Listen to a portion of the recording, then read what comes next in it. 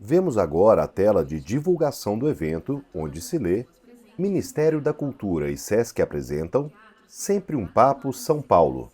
Itamar Vieira Júnior e Walter Ugumãe falam sobre o tema Territórios e Pertencimento, Terra como Fundamento das Existências. Vemos também as fotos dos convidados e da mediadora Adriana Couto. Agora podemos ver o palco do Teatro Paulo Autran no Sesc Pinheiros. Temos 3 poltronas e mesas de apoio e ao fundo uma projeção com as fotos dos convidados, da mediadora, o título do projeto, Sempre um Papo São Paulo, e o tema do encontro de hoje, Territórios e Pertencimento, Terra como Fundamento das Existências. Boa noite! Quem entrou no palco e fala agora é o Rafa Munduruca, da equipe de programação do Sesc Pinheiros. Feliz de receber todos vocês aqui para essa noite. É um reencontro e um encontro com esses autores, né? Walter Hugo, Itamar. Bom, não vou fugir do script, vamos lá. Estamos abrindo aqui mais uma edição do Sempre um Papo, que é um projeto longevo de literatura, que foi criado lá em Minas Gerais, pelo Afonso Borges, e que o Sesc é parceiro dessa iniciativa já há muitos anos, né? É uma alegria para o Sesc poder realizar esses debates que são tão essenciais, né?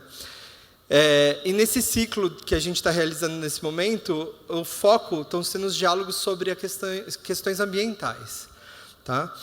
Então a gente vem promovendo novas visões sobre sustentabilidade e respeito aos ciclos naturais. Este é o segundo de uma série que vai até abril. Tá? Então a gente teve um em outubro, a gente vai ter outro em dezembro. Já posso adiantar, daí eu vou fugir do script. A gente vai receber Sérgio Abrantes e Sandra Benites, vai ser lá no auditório, e é na segunda terça-feira do mês de dezembro, então estão todos convidados. Então, nesse segundo encontro, né, a gente está abordando temas fundamentais para repensarmos nossas relações com o planeta e os ciclos que nos sustentam. No encontro de hoje, temos como tema Territórios e Pertencimento, Terra como Fundamento das Existências. E, para começar essa jornada, a gente tem a honra de receber aqui Itamar Vieira Júnior, Walter Ugumãe, com a mediação da jornalista Adriana Couto. E eu desejo uma noite inspiradora a todos vocês. Obrigado.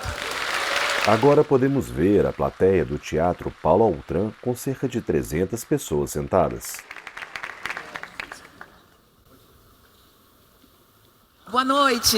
A mediadora Adriana Couto entra no palco, seguida de Itamar Vieira Júnior e Walter Ugumãe.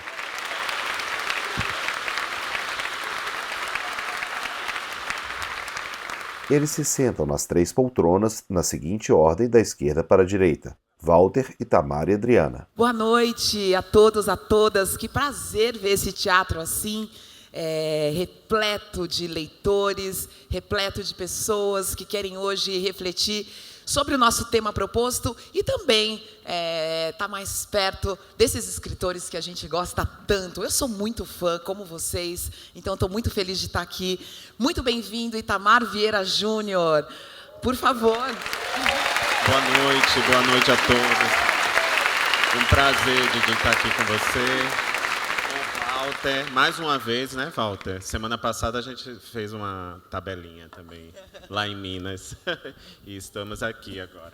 Claro, e você circulando muito, né, Itamar? Que bom, né? Esse encontro com os leitores, para você, é importante? É importante. Acho que tem uma troca que é muito... Que vale a pena, que é muito importante, né? Olha, eu fico pensando assim, os leitores dispõem ali do seu tempo para ler o que você escreve. Você tem que ter um tempinho também para encontrá-los, para falar com eles, né? Eu acho que esse ecossistema que chamamos de literatura, ele só faz sentido se tem essas peças, o autor, o que foi escrito e o leitor. O leitor é que, com o corpo dele, vai dar vida a tudo que foi escrito. Se não tiver leitor, não existe literatura. Então... Walter Ugumãe, bem-vindo a São Paulo. Obrigado, muito obrigado. Boa noite. Obrigado. Cidadania brasileira a caminho? Eu estou sempre pedindo a ver se alguém faz assim um milagre, que eu queria muito poder ficar mais tempo e um dia até comprar aí uma casinha e ficar um tempão assim Já por aqui. decidiu onde você vai ficar? O Brasil é grande. É São Paulo? Eu fico dividido entre São Paulo e o Rio, admito. Porque o Rio tem aquela coisa, não é? Assim, pronto, é muito bonito. Mas depois São Paulo tem os Não os levem a mal, museus. tá, gente? É porque no Rio tem praia, tem montanha, né? Eu no Rio até eu fico bonito. Mas São Paulo depois tem os museus, tem cada vez mais espaços de cultura, de exposição e tem gente incrível e amigos. E é um prazer estar aqui com você outra vez, Adriana, e estar com o Itamar. A gente, estes últimos dias, coincidimos em numa Sim. mesa, mas também coincidimos em Belém, onde não partilhamos Foi em mesa, Belém, foi mas também. eu assisti, É. então tem sido um prazer acompanhar o Você Itamar. viajou de Belém, Minas, São Paulo, Rio de Janeiro, mais onde, Walter? Maricá, Belo Horizonte, Itabira, Belém, São Paulo, Rio. E agora vou para o Rio outra vez. Vai para o Rio. Uau, uma turnê. Uma turnê. Uma verdadeira turnê. Um astro pop, né? Eu tô- Vocês Sim, dois estão bem astros pop mesmo. Muito obrigada, então, pela presença de vocês. O nosso papo rola aqui até as 9 da noite e eu estou muito feliz. Meu nome é Adriana Couto, eu sou jornalista, apresentadora e eu também estou muito feliz de estar aqui. E eu vou falar logo do início, que eu estou aqui olhando para Inácio de Loyola Brandão, grande escritor brasileiro. Podemos ver na primeira fila da plateia o escritor Inácio de Loyola Brandão, que se levanta para receber os aplausos. Salve! O público se levanta e o aplaude de pé.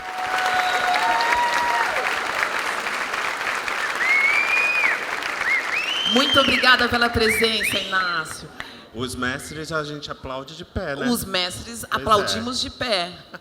É difícil agora fazer uma pergunta com ele olhando para mim, mas Adriana, deixa eu mostrar só uma coisa. que Mostra. Algumas pessoas talvez já conheçam, mas outras podem não conhecer. Eu vou despir-me. solta uma música aí, gente.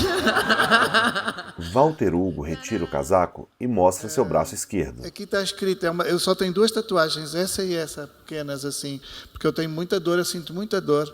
Mesmo quando ninguém me magoa, eu sofro. E aqui está escrito tak, é obrigado em islandês, e aqui está escrito amigo, e é a caligrafia do Inácio.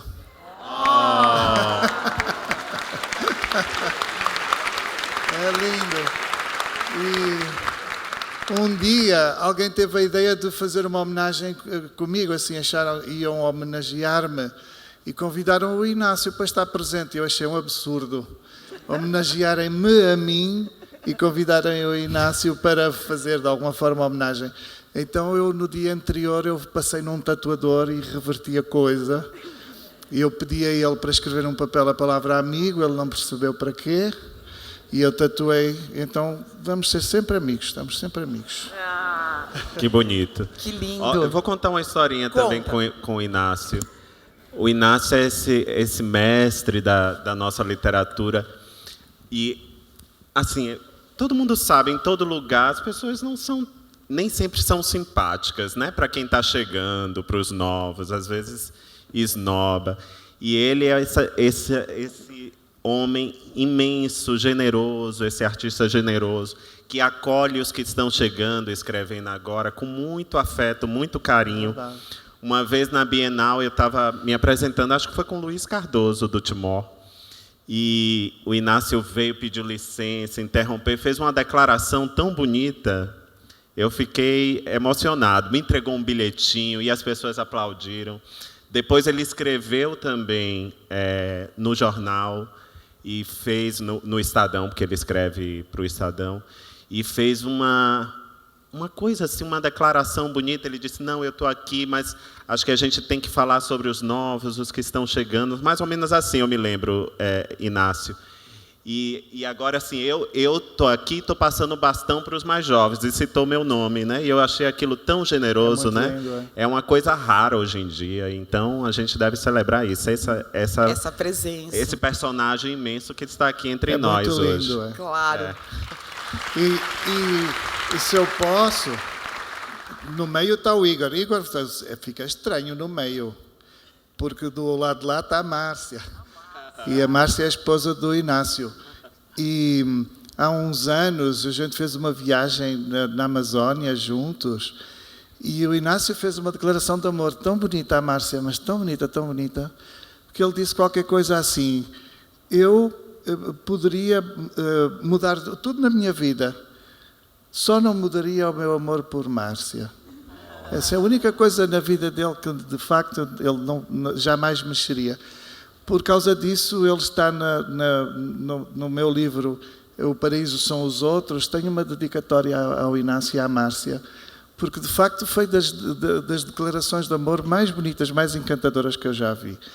E eu depois também conheci a Márcia e entendi porque é que ele faria tal declaração. Então são pessoas que eu gosto muito. E gosto muito do Igor também, que eu conheço há menos tempo, mas que escreveu um livro sobre a Ruth Souza, e gosto muito destas pessoas.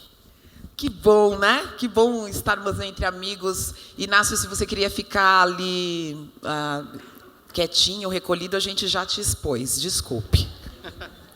Eu fiquei Obrigada. até pensando, será que esse microfone não é dele? Ai, olha, vamos mudar essa mesa. Bom, gente, vamos... Ah, tá vendo? São eles dois, muito bem. Tá.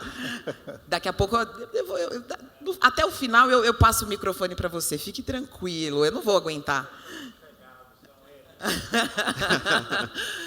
Minha gente, nós estamos aqui e esse encontro propõe um tema para a gente refletir, para a gente começar as nossas conversas, para a gente começar as confluências entre a obra, a trajetória e o pensamento dos nossos dois escritores que estão aqui. E o nosso tema hoje é território e pertencimento. Como eles falaram, eles já estiveram juntos, inclusive falando um pouco sobre isso, no Festival Literário Internacional de Itabira, em Minas Gerais. Foi um encontro bonito que aconteceu no mês de novembro mesmo, faz pouco tempo agora, semana né? passada, faz uma Walter, semana, né? Eu vivo agora no avião que eu já não tenho noção de tempo, assim. Mas eu acho que foi semana passada, né? Popstar é eu assim. acho que foi, né? Não Foi, sei em foi, que dia, foi. mas foi. Foi semana passada. Aí o Belém Itamar... foi quando? Itamar, você disse uma frase muito interessante que eu acho que a gente consegue usar essa frase para que a gente comece a nossa discussão. Você falou o seguinte, que o nosso corpo é o nosso primeiro território, que dispomos dele para existir no mundo, para transitar e atravessar o mundo. É esse território que a gente carrega. Mas ele não existe sem chão, sem o chão que a gente pisa. É bonito isso. Então, a minha pergunta para a gente começar é o seguinte: como é que esses dois elementos, vou chamar de elementos, o território corpo e o território chão, moldaram o seu propósito, o propósito de vocês na literatura, a marca de vocês também ligada a esses dois territórios, território corpo e território chão? Essa é uma questão crucial, importante. Eu tenho aproveitado esse espaço do fazer literário, da literatura, para refletir sobre muita coisa, né? E se eu tivesse que eleger algo importante para que eu não penso nunca num livro, num romance, num conto a partir de temas. Eu sempre sou arrastado pelas personagens, mas essas personagens me arrastam pelas questões vitais de sua vida. E tanto em Torto Arado quanto em Salvar o Fogo, eu acho que a terra é esse elemento central, né? Mas não é a terra como um bem econômico que está em disputa entre as pessoas, entre o latifundiário e o pequeno produtor. Não é isso. É o chão que a gente pisa, é a terra que nos sustenta. A gente não é nada sem ela, né? Esse é um dos direitos mais vitais de qualquer ser humano. E não só dos camponeses, é direito nosso na cidade também. A gente precisa de uma casa para habitar, do chão da cidade, das ruas para transitar. Essa é uma questão que atravessa sociedades e culturas de todos os tempos da história. E neste momento, há muitos lugares que vivem conflitos seríssimos, né? Se formos pensar a Ucrânia, a Palestina, né, o que vem ocorrendo na Palestina, de forma, né, tão brutal, tão terrível.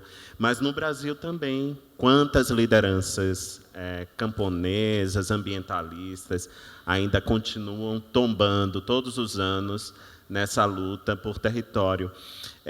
E aí eu fico espantado como algo que é tão vital ainda é negado a tantas pessoas, né? Algo que que não há vida sem isso. Nem os animais que voam, eles precisam descer em algum momento para se alimentar. Eles precisam do chão para pisar, para retirar o alimento. Nem eles vivem sem isso. Se eles não vivem, imagine nós, né? E há muitos esse direito é negado. Muitas comunidades indígenas ainda vivem conflitos sérios, seus territórios ali estão cercados por arcos de desmatamento que vai engolindo a terra indígena. Muitas comunidades quilombolas vivem isso. Ou seja, muitas comunidades tradicionais, né, com muitas origens, vivem isso, essa experiência. E daí refletir sobre isso, né? Como é que a gente pode tratar algo que é tão vital como um bem, reduzir a categoria de propriedade, ou como um bem econômico. Isso é algo que deveria ser assegurado a todo e qualquer ser humano. E aí o que eu tenho escrito vai nesse caminho, né? A partir dessas personagens eu vou refletindo sobre a importância de tudo isso. Dizem que quem escreve está sempre refletindo sobre seu tempo, né? Sobre o que é relevante e importante para si, mesmo que ele não tenha consciência, uma consciência muito objetiva, muito clara disso, mas está refletindo sobre o seu tempo. E eu acho que talvez tenha sido o fato de eu ter me formado em geografia, talvez tenha sido o fato de ter, durante mais de quase 18 anos, percorrido os campos da Bahia, do Maranhão, encontrando pessoas que viviam conflitos, ou que eram ameaçadas, ou que mesmo morreram nesse percurso, nessa luta por território. E de entender que muitos ainda vivem privados dessa necessidade, né? Para mim, a arte e a literatura tem sido um caminho para refletir sobre tudo isso.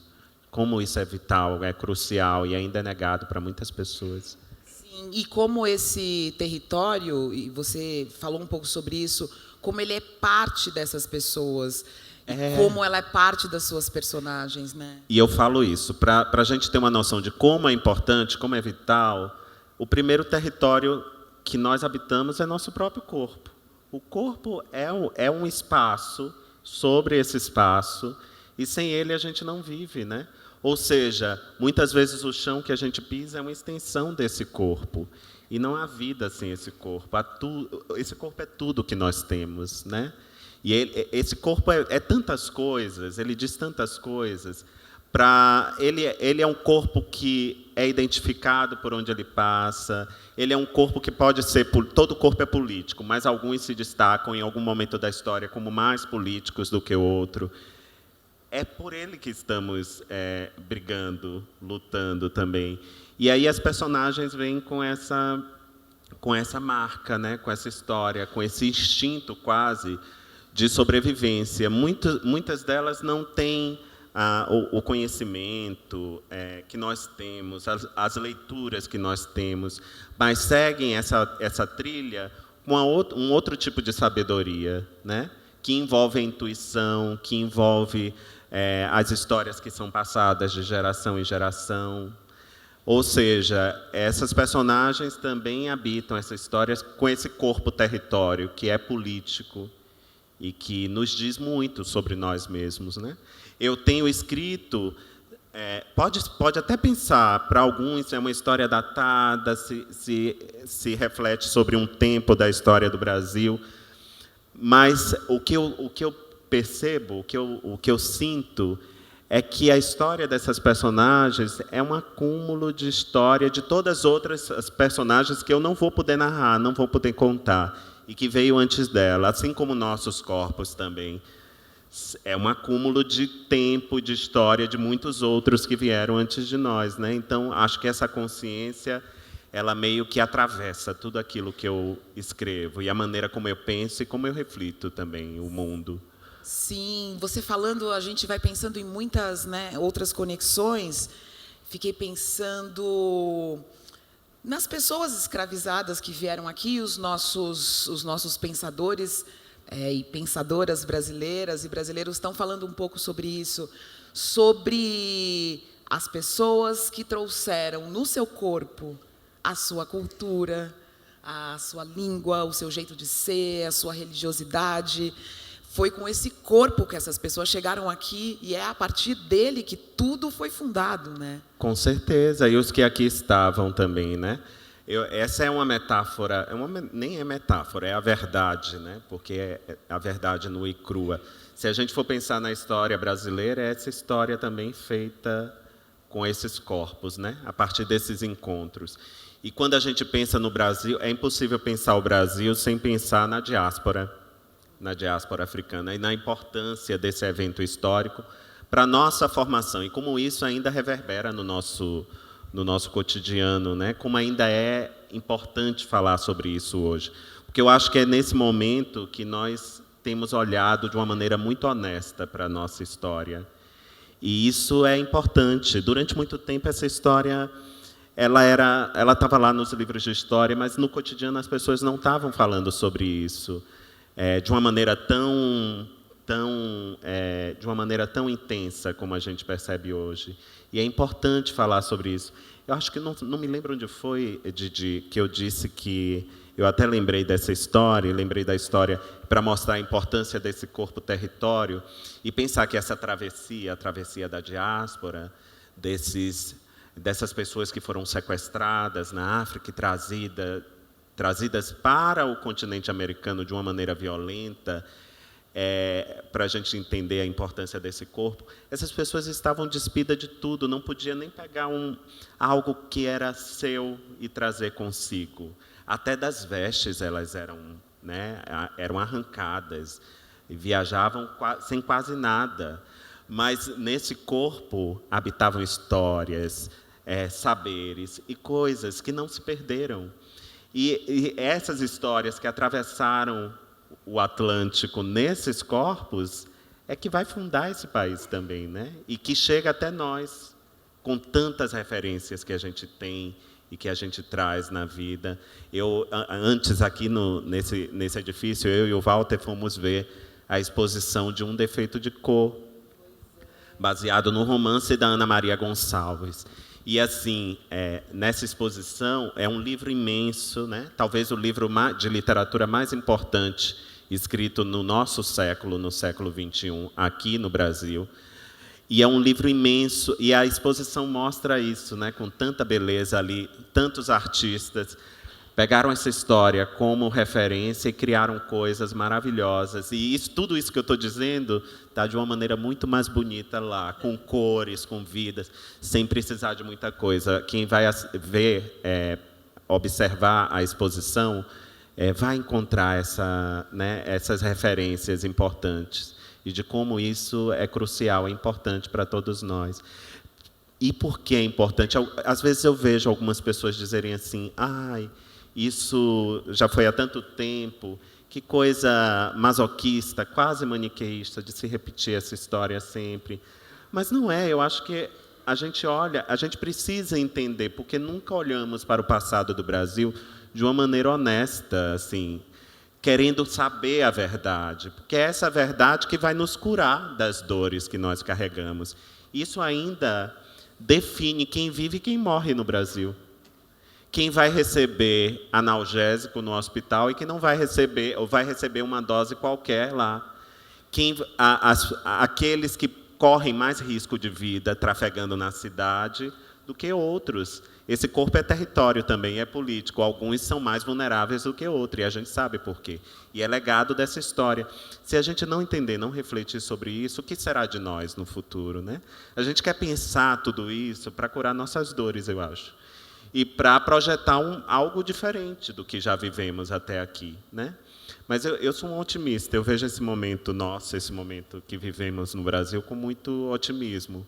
Porque pela primeira vez, eu acho que na nossa história, a gente olha para o nosso passado com honestidade, sem medo de revirar tudo, do quanto isso pode nos machucar, mas também do quanto isso pode nos curar, né? E pode nos levar para um outro lugar, um lugar onde a vida seja melhor, né? E que a gente possa viver de uma maneira mais equânime, e que nenhum corpo seja vulnerável a ponto de temer por sua integridade, por sua vida, né? Claro, claro. Walter.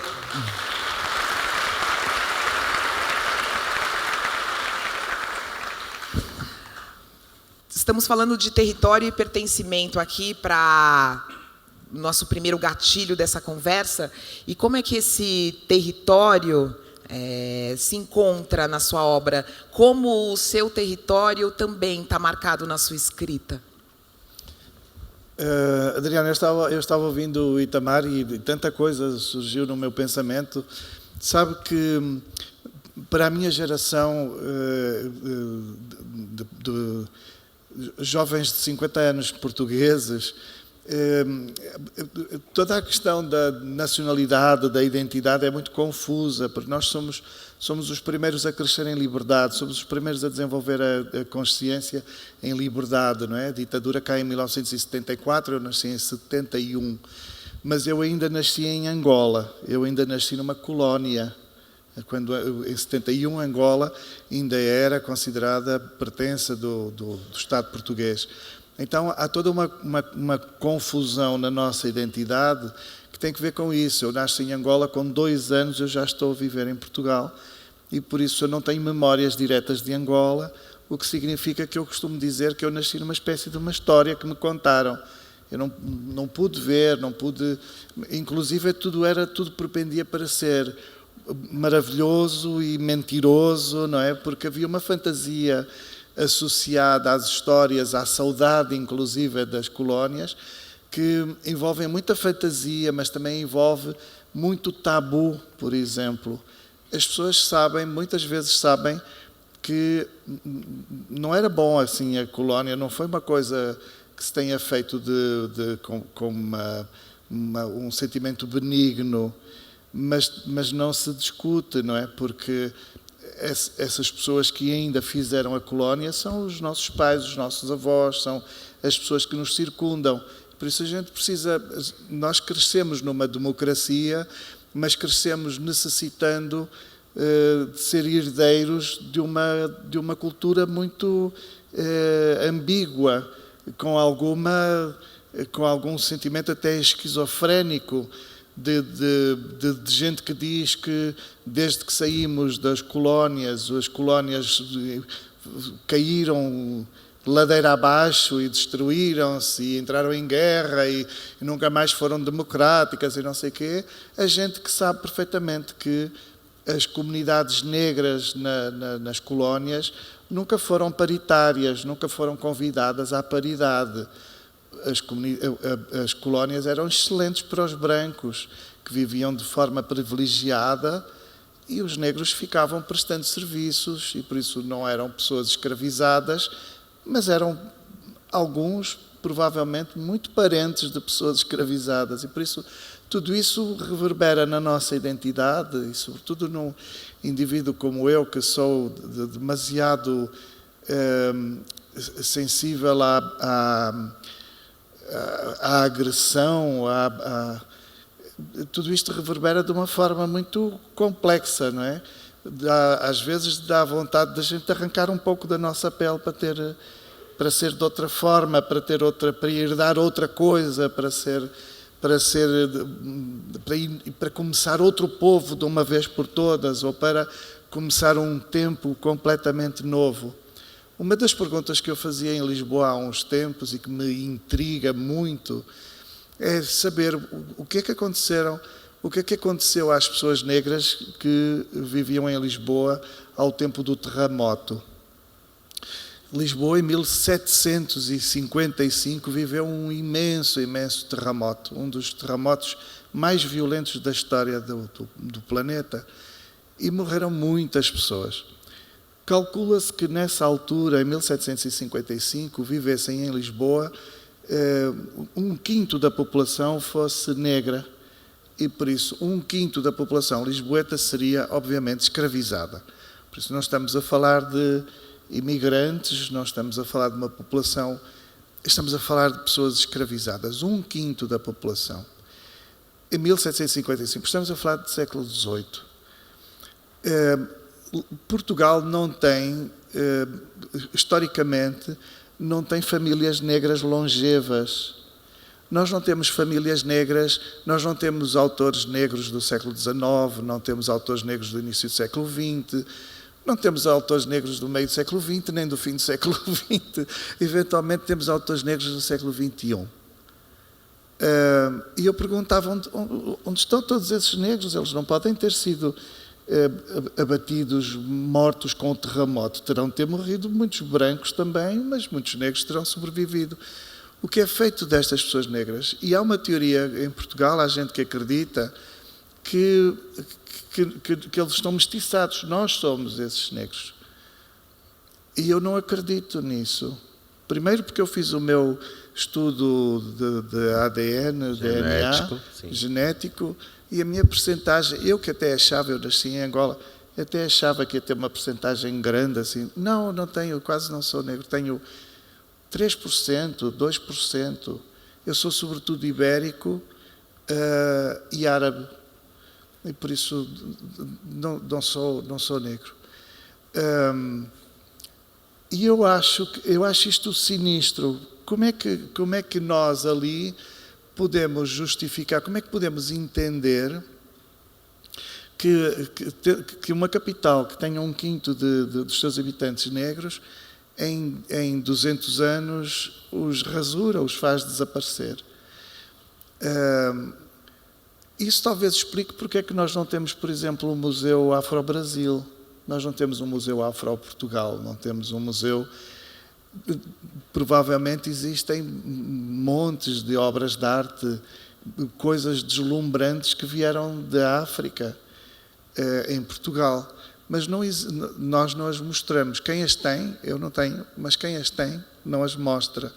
Eu acho que é tudo que tem que ver com a passagem por África, sobretudo por África, porque o Brasil, como teve independência há 200 anos, a relação com o Brasil é muito mais franca, muito mais aberta e escrachada, se quiserem, mas tudo o que tem que ver com a relação com a África é muito escamoteado e propende para o apagamento, propende para uma espécie de anulação, como se não tivesse propriamente existido.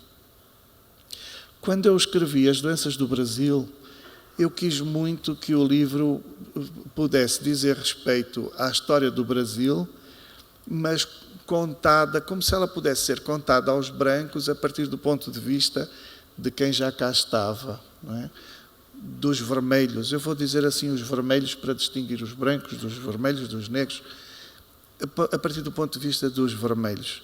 Mas impressionou-me muito ter sabido que quando as pessoas negras interceptavam, buscando os quilombos, interceptavam por acaso comunidades indígenas, ao invés de serem abatidos pelas comunidades indígenas, eram acolhidos. E muitas das vezes interceptavam comunidades indígenas que não tinham o mínimo conhecimento de haver gente nem branca nem negra. Por isso eram comunidades indígenas que viviam nas suas realidades indígenas, nas suas realidades locais, e que não tinham a noção de que havia uma conspiração para transformar isto numa coisa chamada Brasil. Esta ideia de que uma pessoa negra, encontrando uma comunidade vermelha, virgem, sem qualquer interferência da fera branca, como eu digo no meu livro, sem existir a fera branca na equação, esta ideia de que a pessoa negra era acolhida e era cuidada, para mim é muito comovedora e é uma história do Brasil que eu acho que precisa de ser contada. E nós vemos isso hoje. O modo como subitamente as pessoas negras e as pessoas vermelhas entendem que têm causas muito comuns e que se tiverem uma fera a predar, não é? Se tiverem um predador, o predador é comum. O que é que isso deixa para mim enquanto fera branca, não é? Eu que não quero predar ninguém, não é? Deixa-me um problema que tem que ver exatamente com o que é o meu território. Eu que não tenho memória do lugar onde nasci em Angola, que não frequentei o lugar, não vi, não exerci aquele lugar, eu sinto que eu preciso de construir a minha origem.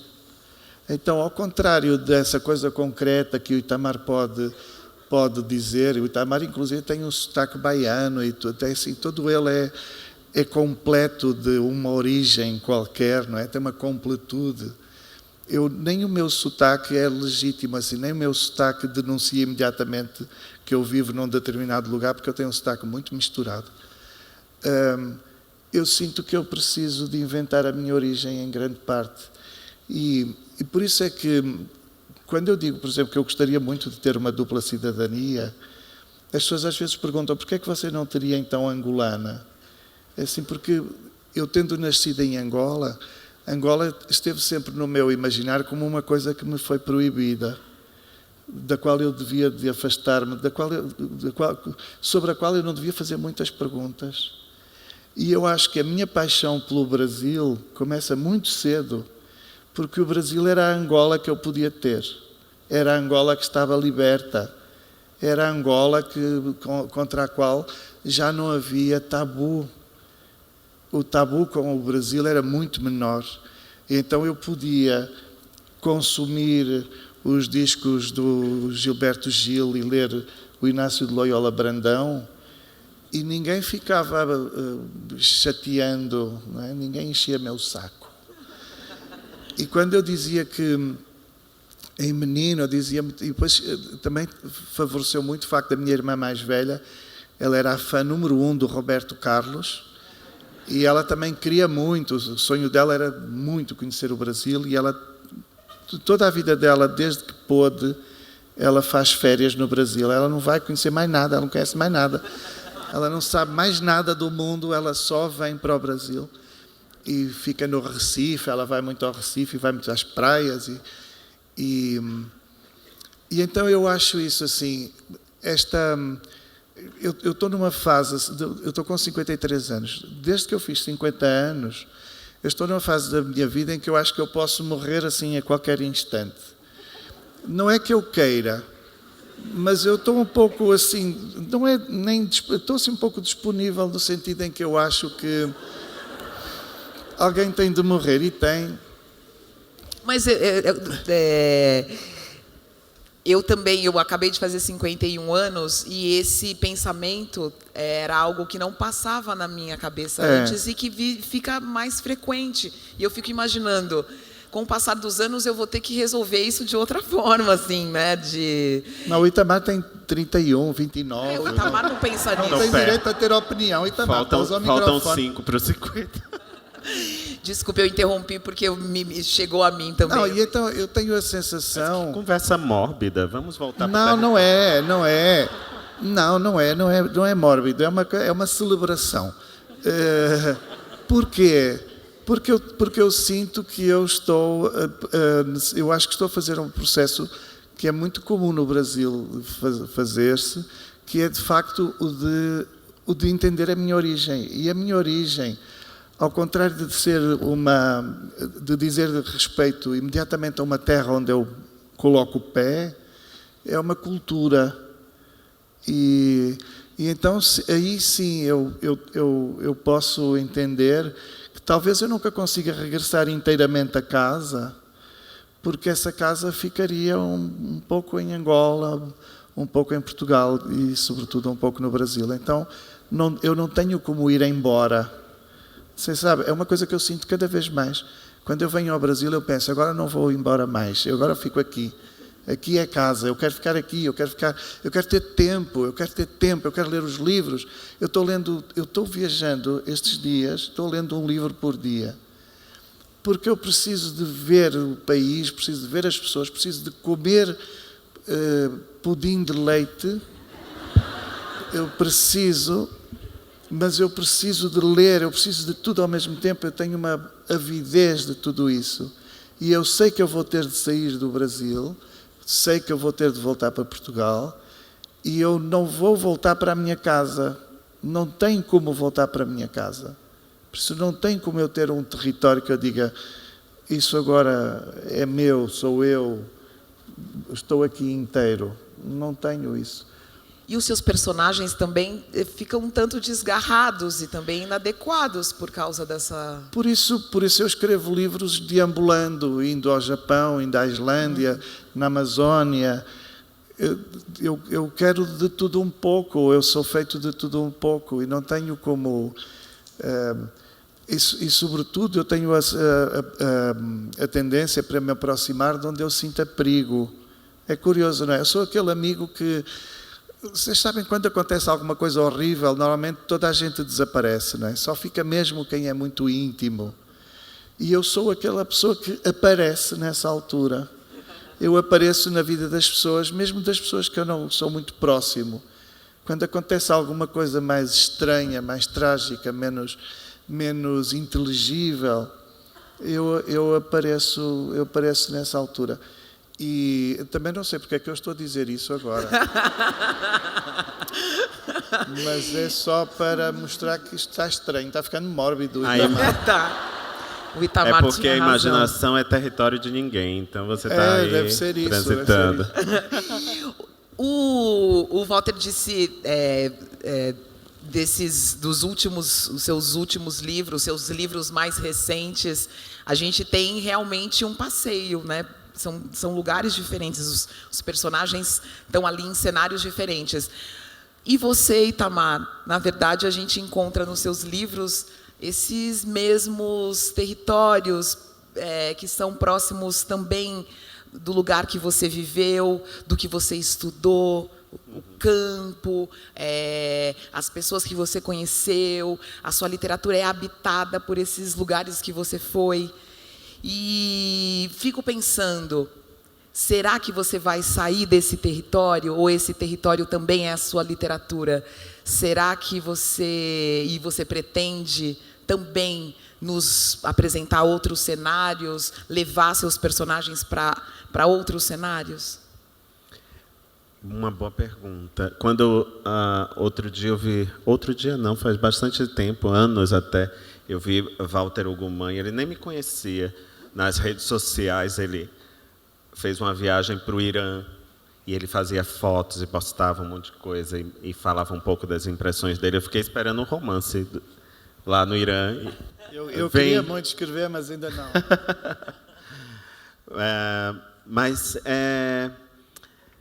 Eu não sei, eu gostaria. Eu acho interessante ter essa... Né? E compreendo perfeitamente o que o Walter falou sobre ele, né? Sobre esse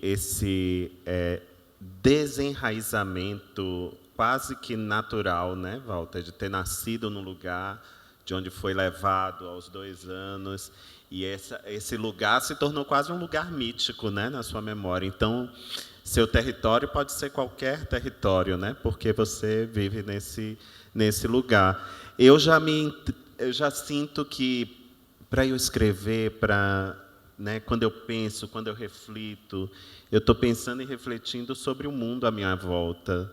Não sei se, nesse momento, eu seria capaz de escrever sobre algo que eu não tivesse experimentado, não tivesse vivido. Mas eu tenho uma coisa... viajando, conhecendo outros lugares, passando por tantos lugares, nos últimos anos eu tenho feito isso, uma coisa que eu percebo é que nós não somos tão diferentes, né? De fato, essas histórias que eu escrevo se passam na Bahia, mas poderia ser em qualquer lugar, né? Reservando aí as diferenças, essas personagens poderiam existir em qualquer lugar. Elas não existem só naquele lugar.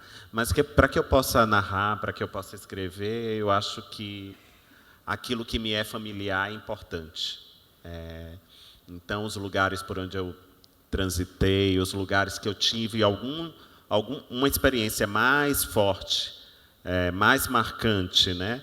Onde eu estive com mais frequência, sobre esses é mais fácil narrar.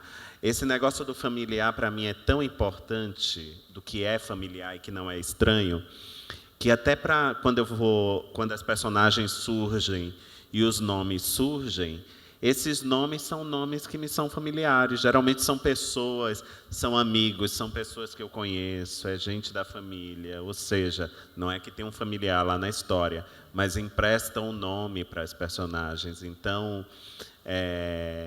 eu sinto que para escrever, eu preciso estar nesse ambiente familiar. Esse ambiente que é uma aldeia, né?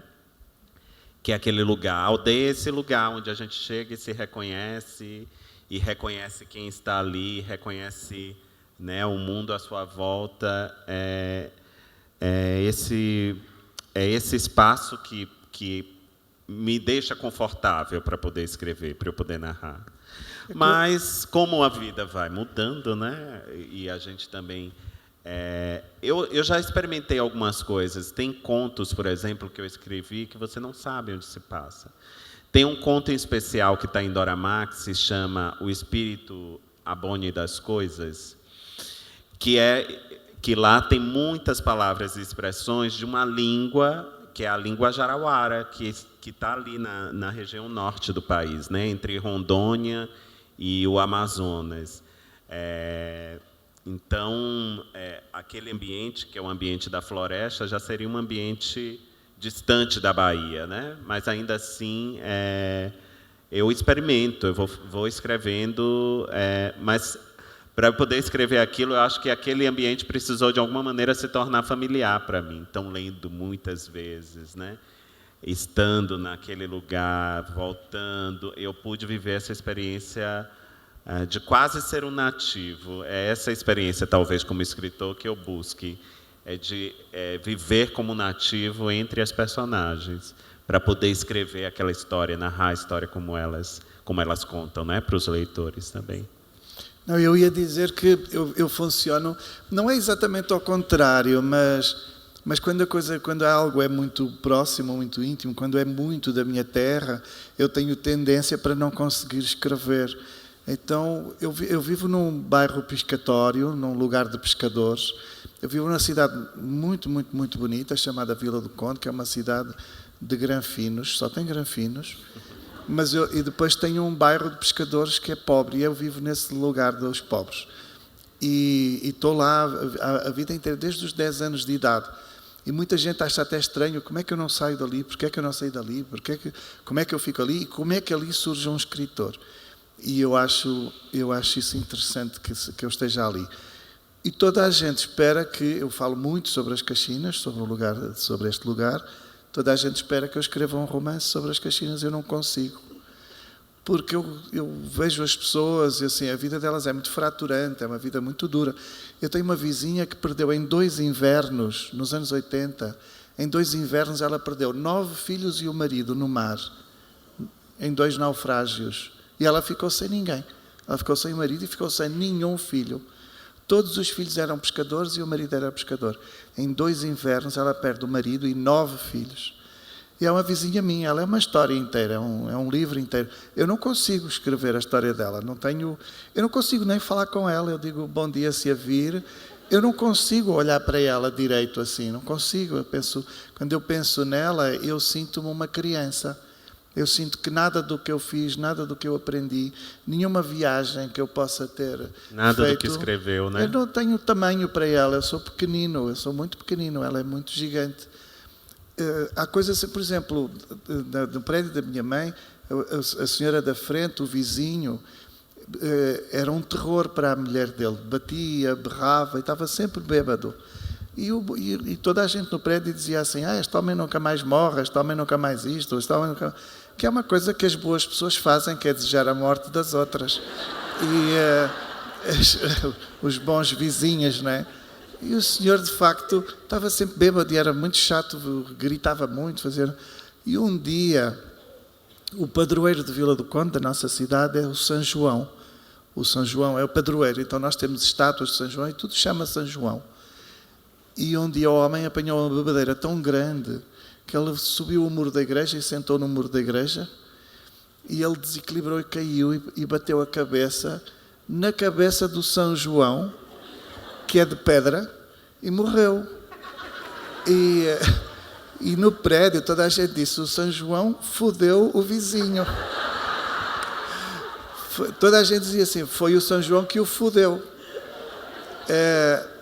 E pronto, e nós achamos que o São João matou aquele homem a pedido das boas pessoas. Foram as boas pessoas que pediram. Dava um romance, né? Dá outro romance. Mas eu não consigo, porque aquela senhora, a nossa vizinha, a vizinha da minha mãe, ela tem tantos azeres. Eu não devia de falar da vida dela, mas... Porque ela nem está aqui para se defender. Mas a vida dela é tão desgraçada, que ela depois teve outro homem e era uma pessoa tão encantadora, eu gostava tanto dele, era tão simpático, que o homem morreu com um câncer sumariamente. Assim, um dia desapareceu. Então alguém me perguntou, o que aconteceu ao namorado da senhora? Se ela morreu com câncer, assim, mas a gente nem deu conta que ele estava doente, ele só morreu. E então, eu quando vejo essa senhora, ela é um poço de tristeza tão grande que eu também não tenho idade para ela. Assim, eu não sei, eu não sou adulto à beira dela, eu não sei nada sobre o que dizer a uma pessoa assim. E nas Caxinas, o traço que mais me chama a atenção e mais me impressiona tem que ver com o incesto. É o lugar do mundo onde acontece mais incesto. Então, se eu escrevesse um livro sobre as Caxinas, toda a gente ia querer que eu cantasse os feitos heróicos dos pescadores que vão cavalgando as ondas naqueles barquinhos de nada. Mas eu, se escrevesse, eu ia escrever sobre algumas pessoas que eu sei que são filhas e netas do mesmo homem. Porque tem isso assim, de os homens fazerem filhos às próprias filhas. E então aí estaria o livro que eu gostaria de escrever. Só que depois eu não podia viver ali, que ninguém ia querer que eu vivesse nas Caxinas contando uma história. Eu ia ter que ir embora. Sabe? Então, não sei, é tudo muito... Então eu preciso de ser de outro lugar. Eu vivo ali, a minha mãe está ali desde que eu tenho 10 anos, por isso há 43 anos que eu tenho uma relação com aquela terra e que estou por ali. Mas eu não posso dizer que ali é a minha origem, porque eu acho que um dia, quando eu quiser mesmo escrever sobre aquilo, eu vou ter de estar longe, a minha origem tem que ser outra. Eu tenho de ter um apartamento em São Paulo. Eu fico com a impressão, então, que você fica mais livre dentro da sua escrita e até para uma criação estética, quando você escolhe esses lugares, te dá uma liberdade de criação maior. Adriana, você sabe que quando eu pesquiso demais, quando eu leio demais para escrever um livro, eu chego a um ponto e eu sinto que está a ficar falso, que já chega. Eu não quero saber mais, eu quero inventar o resto. Eu quero poder imaginar as coisas. Eu quero poder, a partir da imaginação, potenciar aquilo que eu acho que é o lugar do outro. Porque não tem que ver sempre com o meu lugar. É claro que todos os livros acabam por compor a minha própria biografia e a minha própria pessoa está em todos os meus livros, em todas as minhas histórias. Mas se eu pesquisar demais, se eu fizer, por exemplo, as pessoas acham que eu, em alguns livros, fiz muitas perguntas, entrevistei gente, assim, não, eu não quero entrevistar, até porque as pessoas nunca dizem aquilo que eu quero que elas digam. Se eu perguntar, elas dizem umas coisas assim medianas. Se as pessoas tiverem grandes ideias, grandes frases, elas vão esconder para um dia escrever um livro delas. Então ninguém vai dar assim, ninguém vai entregar uma grande frase, uma grande ideia. As pessoas não entregam isso. Então eu é que tenho de conquistar isso através da minha própria imaginação. Eu tenho um caso muito paradigmático. Quando eu escrevi a Desumanização, eu escrevo um livro sobre uma menina de 11 anos e ela menstrua no livro, assim, pela primeira vez. E eu nunca menstruei, eu queria assim, ocorreu-me perguntar a algumas mulheres, às mulheres minhas amigas no café, e eu pedi para elas me explicarem como foi quando menstruaram a primeira vez. E elas todas muito bobas, não disseram, não contaram nada, não se lembraram, é como se não fosse nada, assim, não é possível que não fosse alguma coisa estranha, assim, ou que metesse medo, ou que desse uma certa maravilha, ou um certo orgulho, porque já sou adulto, já sou adulta, agora posso ser mãe, ou posso isto, ou tenho medo porque posso engravidar, sei lá, ou dói, eu tenho medo porque dói, ou fico triste porque dói. Mas alguma coisa alguma memória tem de ter impactado, não é? Mas elas, muito burras, disseram todas que não se lembravam de nada, que não havia nada, não disseram nada que eu pudesse aproveitar para o meu livro. Assim, não, e eram as minhas melhores amigas, assim. Eu acho que elas fizeram de propósito. Muito íntimas. E quando eu escrevi o livro, eu inventei. Então a menina, a dada altura, a Aldora, menstrua, e eu invento o espanto dela, invento toda a emoção e a expectativa e o medo, eu invento aquilo tudo, pensando assim, se ninguém conta para mim, eu vou ter de chegar lá de outra forma. As minhas amigas, quando leram o livro, vieram-me dizer que era mesmo assim. Que leram o livro e tinham lembrado. Então, essa ideia de a gente pesquisar, fazer pesquisa, como muitas vezes, como um jornalista pode fazer, das duas uma, ou eu, enquanto escritor, não sei perguntar, ou eu não sei sequer escolher as testemunhas, não é? As pessoas indicadas para colaborar com a minha pesquisa, e eu tenho cada vez mais ficado convencido disto. Independentemente de quem somos, aquilo que nos interessa mesmo saber, nós podemos, em grande parte, podemos chegar lá por um aprofundamento empático, por empatia. Sabe, por exemplo, falando das questões fraturantes que estávamos a falar, uma vez perguntaram, eu uma vez escrevi um texto sobre a questão das escolas e dos professores. Eu sempre defendo os professores, porque o meu pai tinha a 4ª classe, estudou 4 anos, e a minha mãe estudou 3. E eu fui a primeira pessoa licenciada da minha família. E eu só fui licenciado por causa da escola pública, porque me deram a possibilidade de estudar no ensino público. Por isso, eu jamais seria a pessoa que sou, jamais seria um escritor, e sobretudo o escritor que sou, se não tivesse tido acesso a uma escola pública grátis que me foi oferecida. E eu uma vez escrevi um texto sobre a escola e sobre os alunos, a importância dos nossos filhos nas escolas, mas eu não tenho filhos. E houve alguém que disse, esse homem devia estar calado, ele não tem filhos, ele não é professor, não trabalha numa escola, não tem que falar das escolas. E eu escrevi um outro texto em que eu disse, eu não preciso de ser um professor para defender os professores, eu só preciso ser uma pessoa decente. E depois eu dizia, eu não preciso ser uma pessoa negra para poder defender as pessoas negras, eu só preciso ser uma pessoa decente. Eu não preciso ser uma mulher para defender as mulheres, eu só preciso ser uma pessoa decente. E por aí fora. E esse é, no fundo, eu acho que esse tem de ser, de algum modo, o lugar de toda a gente. A decência é verdadeiramente o lugar que nós deveríamos ocupar. A decência. E aí diríamos respeito a todos. E por isso, defender todos, porque eu não quero passar por aquela coisa daquela história do indígena, não é? Chama-se a história do índio, mas a gente não deve dizer mais índio. Que dizia, não é? Um dia vieram por não sei quem e eu não disse nada porque eu não era não sei quem. Outro dia vieram por não sei que mais e eu não disse nada porque eu não era não sei por que mais. Mas um dia vieram por mim e ninguém falou nada porque não sobrou mais ninguém senão eu. Então, eu acho que nós temos sim de falar uns pelos outros, temos sim de levantar toda a gente à paridade, pela decência.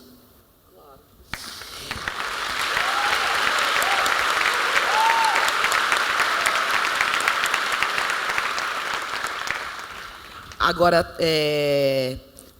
também, e é um tanto provocativo aqui o que eu vou fazer agora, mas é também um privilégio poder estar nesse lugar de poder olhar e escolher o seu personagem e escrever sobre todas as outras pessoas.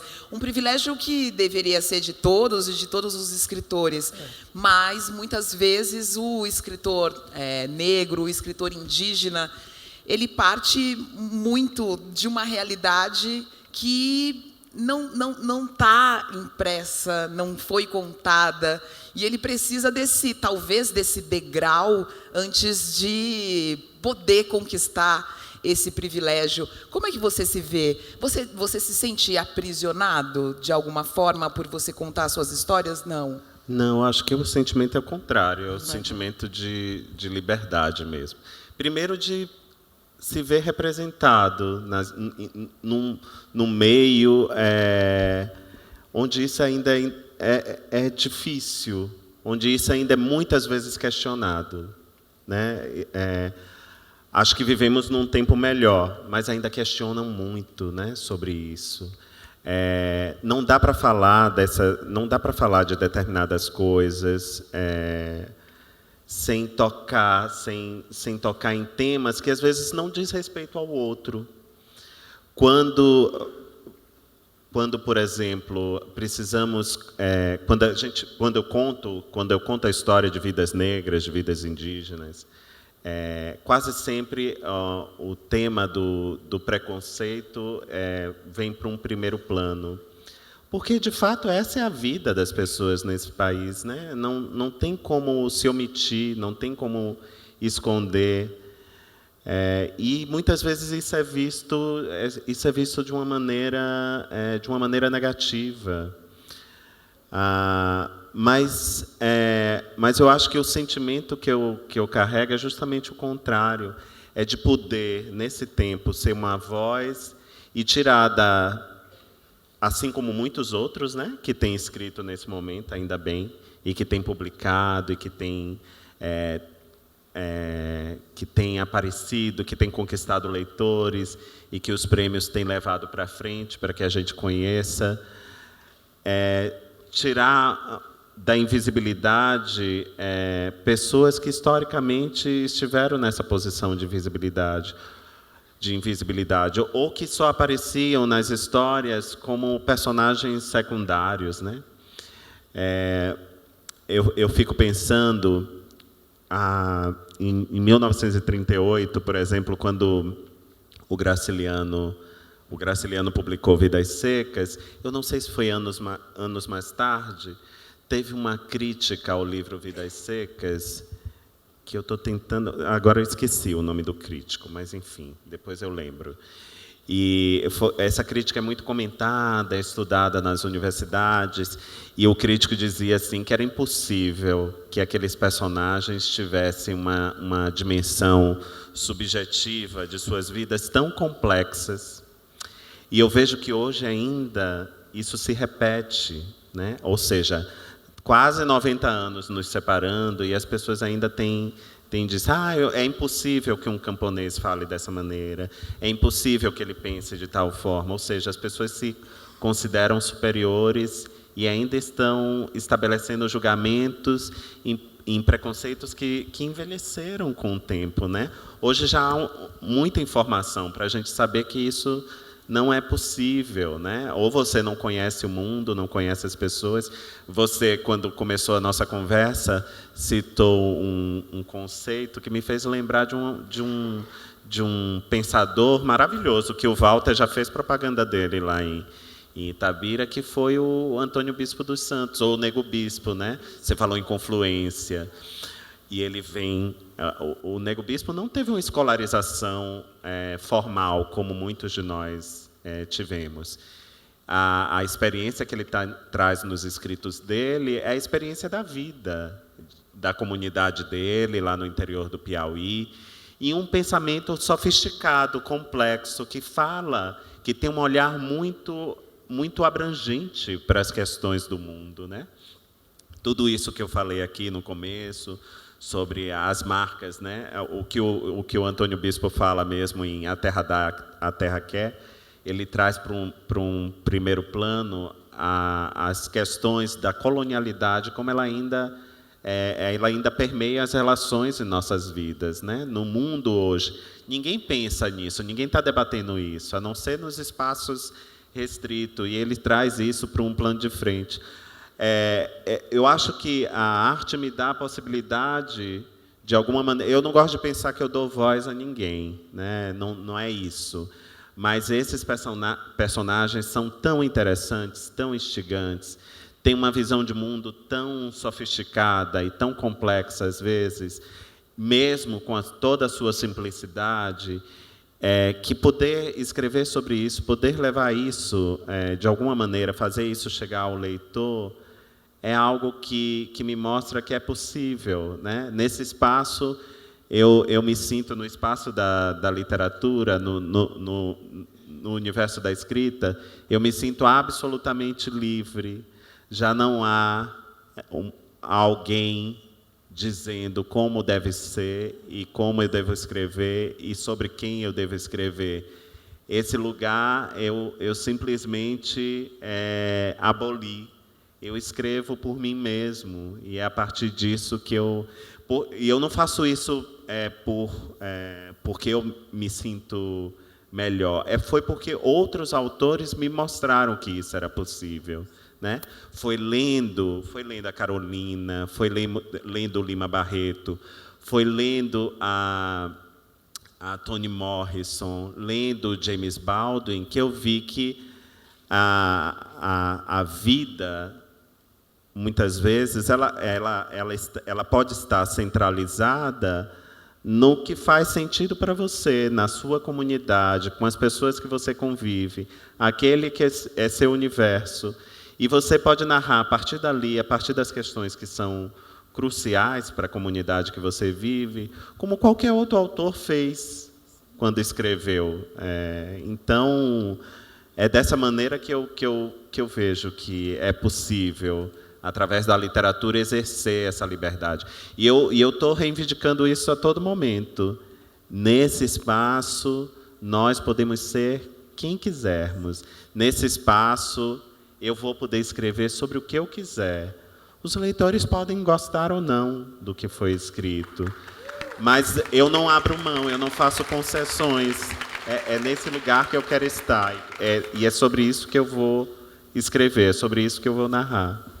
Fazendo uma associação com o que vocês estão falando aqui, o Walter disse das amigas que não conseguiram explicar para ele o que era ficar menstruada, e ele foi e conseguiu escrever e dizer para elas como era aquele sentimento. Dizer para elas não, mas temos ali um livro que consegue dar conta de alguns sentimentos que elas não conseguiram dar conta e passar para você. De alguma forma, também esses personagens que você retrata, que muita gente acha simplório e que não tem uma complexidade. E que às vezes aparece um pensamento que não tem... eles não conseguiriam falar sobre isso, mas eles sentem tudo isso. E o escritor nos ajuda a entrar nesse pensamento, a estar com eles, né? Eu acho que tem um pouco desse componente, né? Com certeza, até porque nós não escrevemos biografias, né? Não são as biografias dessas personagens. Aqui há uma tarefa e há um trabalho, e esse trabalho é de dar voz e vez à imaginação. Vejam o que Walter fez com a desumanização, né? Ele não adiantou investigar, ele pode ter lido até artigos científicos, mas foi a imaginação que permitiu que aquela personagem menstruasse, e ele, a partir desse lugar, pôde narrar isso. Olha que exercício maravilhoso, lindo de liberdade, né? Sempre me questionam assim, olha, por que as personagens são mulheres? Por que elas estão nesse primeiro plano da história?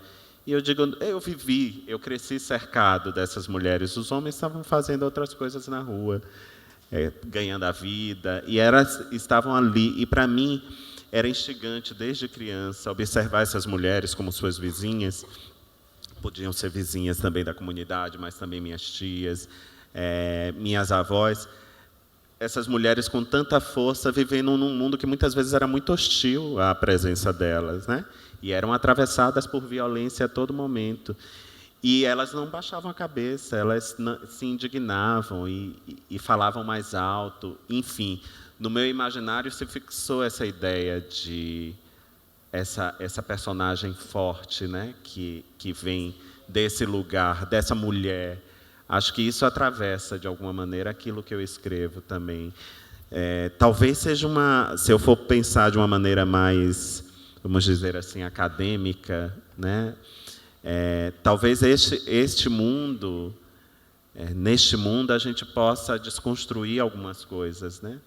No mundo que ainda vive de uma maneira tão colonial, porque esse é o paradigma que ainda rege nossas relações, e esse paradigma ele foi imaginado, planejado e executado por homens.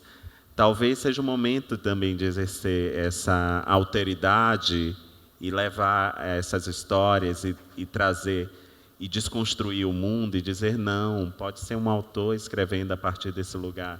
Ele pode estar falando, afinal, esse é o pacto que nós fazemos, nós que fazemos literatura.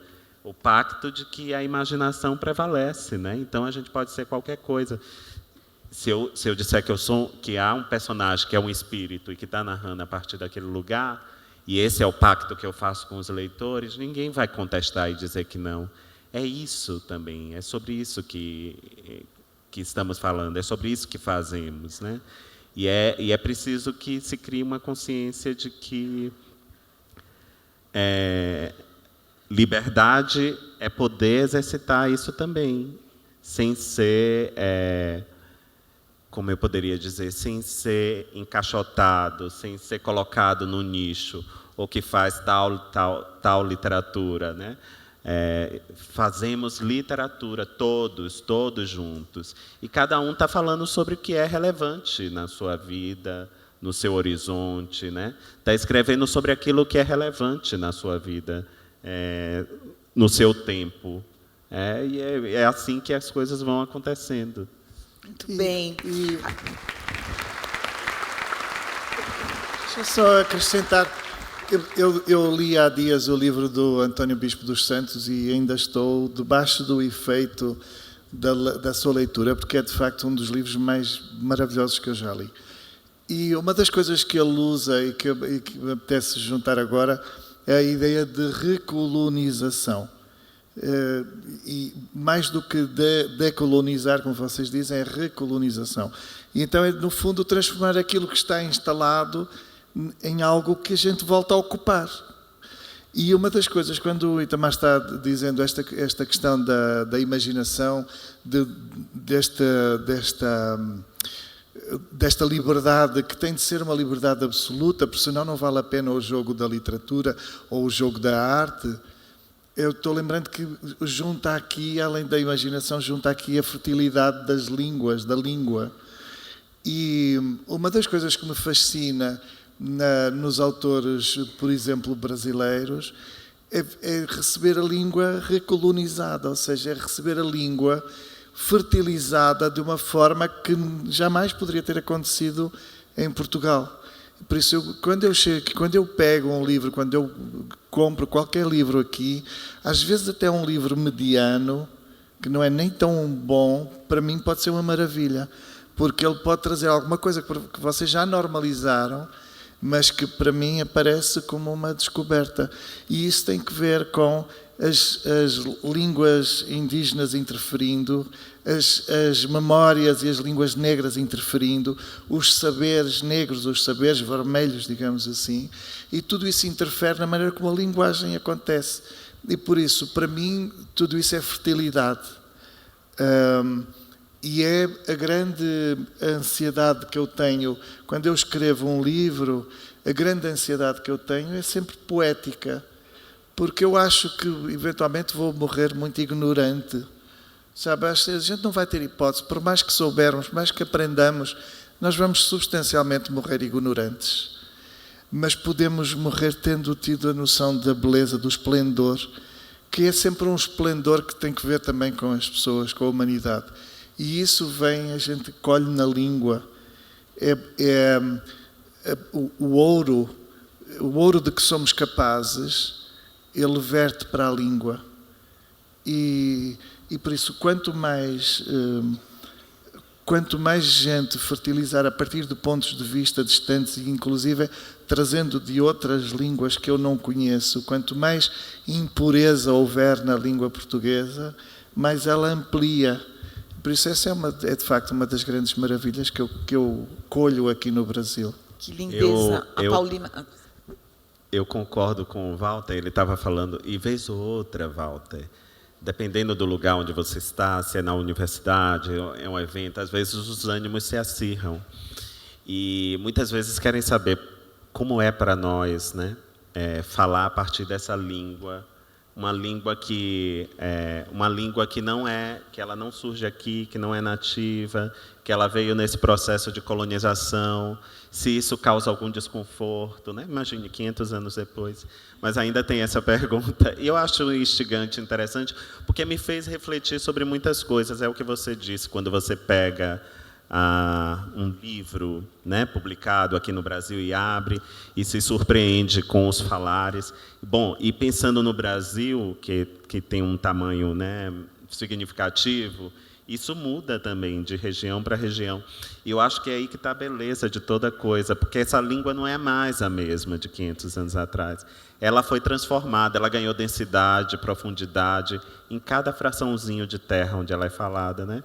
E ela já não está sozinha, porque se junta a ela muitas e muitas palavras que não faziam parte dela originalmente, que hoje é essa língua que nos une de alguma maneira, né? Que vai aumentando. Quando o português no Brasil e o português europeu, ele está se afastando, não de uma maneira negativa, mas porque com o passar do tempo ganhou contornos, né?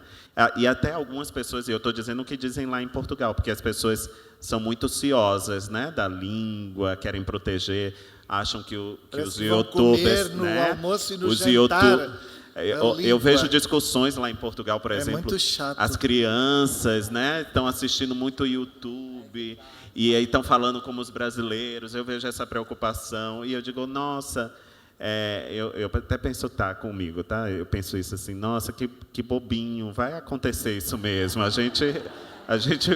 A língua vai mudando, né? Porque a língua está viva, ainda bem. É isso que eu quis dizer. E não é pura. Mas são tantas as palavras. Pura. Pois é, são tantas as palavras que já não e também não você nos sabe une, qual é né? hoje a minha palavra brasileira favorita? Qual? Eu vou gostar de dizer isso, porque a gente teve uma conversa lá atrás. É brioco. Qual é? Eu não entendi, a Didi também Qual? não entendi. Brioco. Você não conhece? Não tem na Bahia brioco? Briodo? Na Bahia não tem brioco. Essa é de onde? Vocês Tá vendo? conhecem? Olha aí, ó. Quem entendeu? Brioco é cu.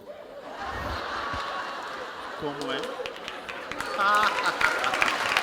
Ai, mas agora eu já entendi. Não, mas é lindo, é muito mais Eu não bonito. sabia dessa. É muito mais bonito dizer brioco.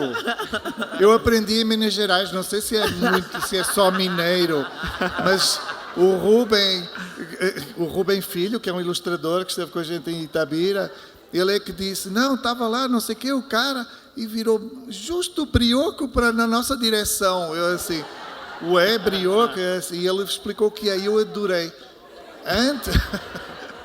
Antes era borogodó. Borogodó é bom também. Tem Mas muitos, agora vai ser muitos. brioco. Tem uma língua, que inclusive tem um livro agora, a Mara Moira escreveu, do Pajubá. Sim, que é o Pajubá. Que é o Pajubá. Que é a linguagem das travestis nas ruas, né? É E ela quase um diria- idioma próprio. Sim, e ela Tem lá diria escrito Edi, assim, não é? em Edi Pajubá, em Pajubá. Já é mais uma palavra para você aprender. Uai. Edi. Edi, Edi. é outro nome. É outro nome para brioco. Ué. E Onde qual é a chegamos? sua palavra, Itamar? Diga uma palavra. Hã? É porque lá atrás os editores dele da Todavia disseram que esse evento era para 16 anos porque o Itamar ia dizer coisas muito meio pornográficas. E eu estou esperando que ele diga assim umas coisas pornográficas. Coitado, logo eu sou tão envergonhado. Não, por Mas mim isso vocês, podia ser para 8 anos. Outro dia eu estava com o José Luiz Peixoto no evento, me pediram era um evento sobre a língua portuguesa. E aí pediram uma palavra para a gente, uma palavra, né? Qual a palavra mais bonita da língua portuguesa? Eu deixei o José Luiz Peixoto falar antes de mim. E ele falou o quê? Cu. E aí eu disse, o que é que eu vou falar agora? Aí quando me perguntaram, eu disse, me recuso, porque foi tão... O teatro Mas eu veio não disse abaixo, cu, eu disse né? brioco, Então, é muito mais bonito. pois é. Não é emudecedor, eu acho que dá para falar depois disso. Aí eu disse, não tem... Qualquer coisa que eu disser vai ser pequena. Eu deixo a última palavra é a do José Luiz Peixoto, e ficou essa mesmo. Bom, nós temos 3 minutos para encerrar. Será que a gente deixa aqui desse jeito? Pode ser. Eu lembrei dessa questão da língua quando eu entrevistei a Pauline Tiziani. Sim. E ela disse que, de alguma forma, ela, escrevendo em português, não conseguia expressar, por exemplo, o cenário que ela cresceu, nasceu, as pessoas, porque faltava na língua portuguesa uma referência que fosse da cultura e do lugar dela.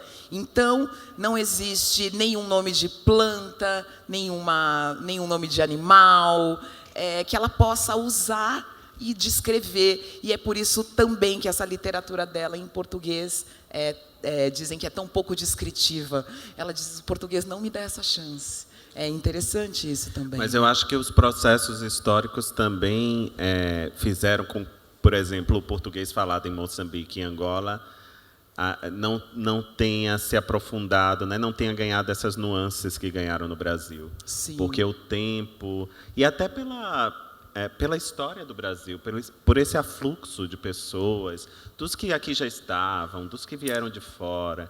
Eu acho que isso tirou o domínio, né? O régio da língua portuguesa, como é falada na Europa, e aqui o português foi ganhando esses contornos que, enfim, que é a beleza dessa língua hoje, né? É o que torna ela bela. E que a gente se sente tão livre, tão à vontade de escrever. Sem dúvida nenhuma, o Brasil é hoje o grande detentor da língua portuguesa, não é? Onde há mais gente falando e mais gente fertilizando essa língua. Isso não há dúvida nenhuma. E a gente na Europa, eventualmente, fica lá casmurrando, não é? A gente fica ali meio velhinho, segurando a língua como se fosse uma coisa que vai morrer um dia também, não é? Mas não morrerá, nascerá outra, a língua vai sempre ser outra e outra e outra. Para mim, o fundamental é que nós nos possamos entender.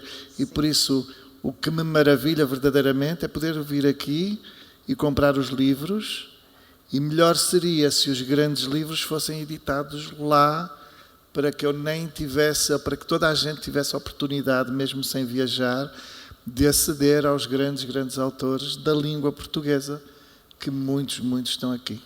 A gente vai citar o bispo de novo, porque ele foi citado aqui. Maravilhoso. E ele diz, né, que é possível que 2 culturas, que 2 línguas, que 2 comunidades possam coexistir, né, também. Então, essa confluência, que essa confluência possa acontecer. E eu quero agradecer a confluência que aconteceu hoje aqui. 1 minuto para as falas finais e agradecer esse público que veio acompanhar vocês, por favor. Por favor, Walter. Muito obrigado, foi um prazer estar aqui. Obrigado, Inácio, por ter vindo. Obrigado a todos, obrigado, Márcia e Glória, obrigado a todos. É um privilégio estar com o Itamar. O Itamar é um autor absolutamente maravilhoso, como vocês sabem. Eu tive o gosto de encontrar o Itamar quando o livro dele tinha acabado de sair no Brasil.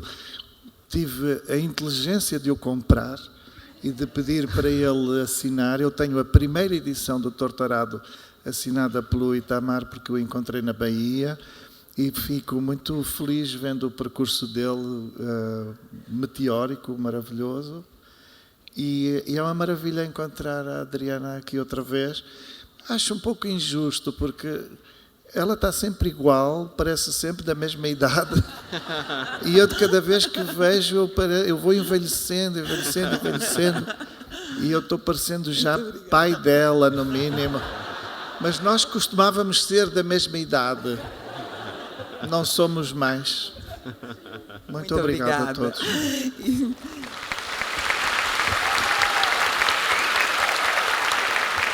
Itamar, muito obrigada. Eu agradecer esse encontro maravilhoso, Adriana. Obrigado. É sempre bom estar com a Adriana. É uma pena que eu quero ainda fazer uma mesa assim, agora a gente entrevistando a Adriana, porque ela tem coisas muito interessantes para dizer pra gente. Nada como ter amigos, não, gente? Né? Muito obrigada. E obrigado pela presença, obrigado, Walter, mais uma vez. Walter é daqueles escritores assim que segue o caminho do Inácio, tão gentil, tão generoso. Eu fui fazer o lançamento de Salvar o Fogo ano passado no Porto, e ele mora lá, pertinho.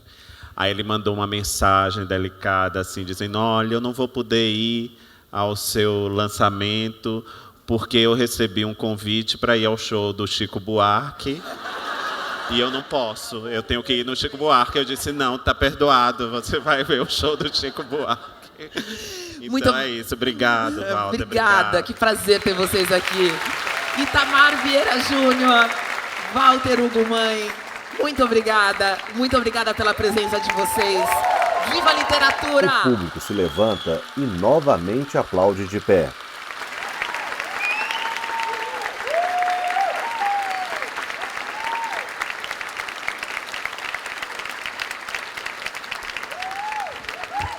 Obrigada, Inácio, pela presença. Um beijo, gente. Voltem bem. Até a próxima. Agora vemos a fachada do Sesc Pinheiros. A tela de divulgação do evento. Pessoas comprando livros. Os livros Torto Arado, de Itamar Vieira Júnior, e Salvar o Fogo, do mesmo autor. Contra Mim e Deus na Escuridão, de Walter Hugo Mãe. Agora Itamar autografa um livro. Walter Hugo Mãe também autografa um livro. Podemos ver uma pessoa fotografando os autores com o próprio celular, a imagem se congela e sai em fade para a tela preta.